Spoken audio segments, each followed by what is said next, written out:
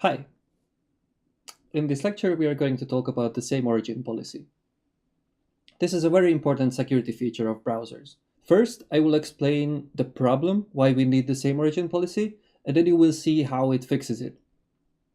We've already talked about that running JavaScript code in browsers is a very powerful tool. So let's see another detail of that. The JavaScript code in browsers is also capable to send requests to other websites using the XML HTTP request object. It's always implemented a little bit different in every browser, and it's totally different in IE, but I was talking about browsers, so it doesn't matter. But let's look at how it really looks like.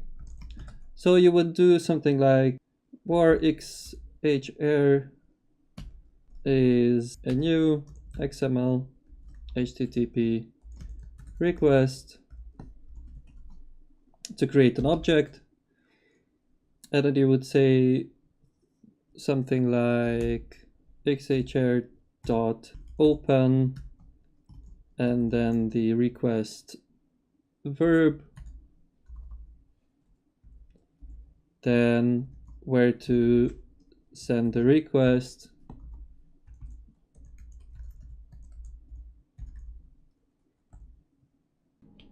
and at the end you say whether it should be synchronous or asynchronous, and then you say xhr dot send.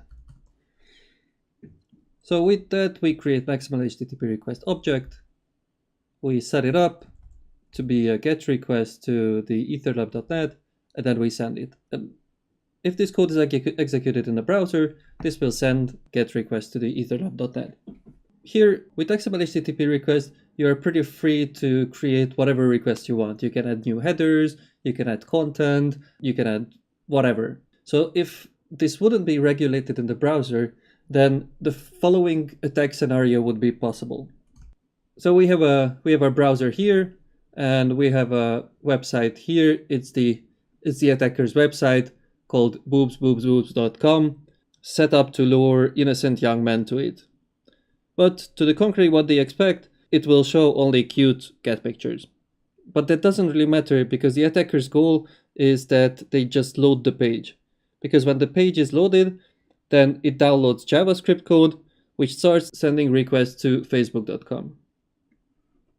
So when somebody loads boobs.com, it will reply with JavaScript, and then the JavaScript will start sending requests to facebook.com using the XML HTTP request and receiving the responses.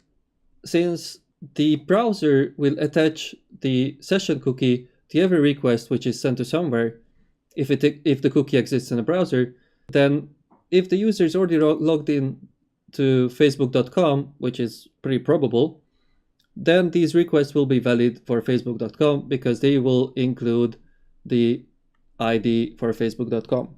As I said, this is a fictional attack scenario, but what do you think the problem is here? Pause and think about it a bit, and restart when you figure it out.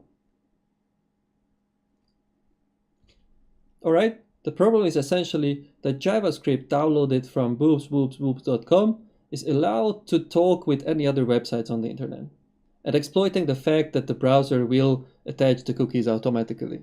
So the same origin policy was created to fight this problem. It says that JavaScript is only allowed to send requests to its own origin, in this case to boobs.com. The origin is defined by three things: the protocol, the domain,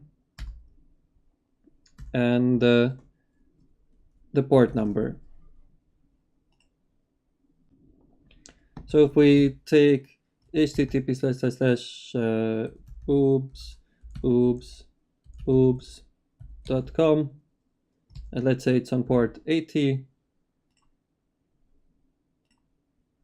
as our basic, then this is our protocol, this is the domain, and this is the port number.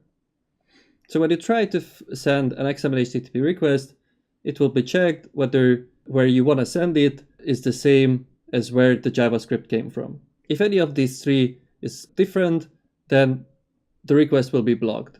So let's look at a few URLs. This is where we downloaded our JavaScript from. So sending requests to this URL will fail because the port is different. Sending requests to this URL will fail because the protocol is different because it's HTTPS. And sending requests to this URL will fail because it's to facebook.com. However, sending requests to this URL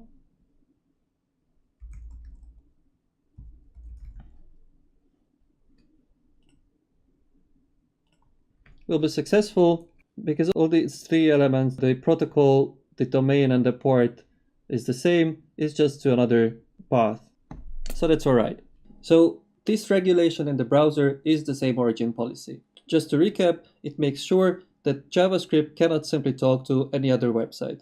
There's a new technology called cross-origin resource sharing, or CORS, which changed the same origin policy and how it works a little bit. The CORS is out of scope of training, but on the long term, it makes sense to look at it and understand it. It could be a little bit complicated, so Google it, look it up. I also made some conference presentations about it. You can find one at this URL, and you can check out that one. I try to explain CORS pretty deeply there. The reason why we talked about this, because this is a pretty important security feature of browsers, and we need that to understand how JavaScript works and how attacks can be implemented. And we will use that in the future. Until then, see you next time. Bye.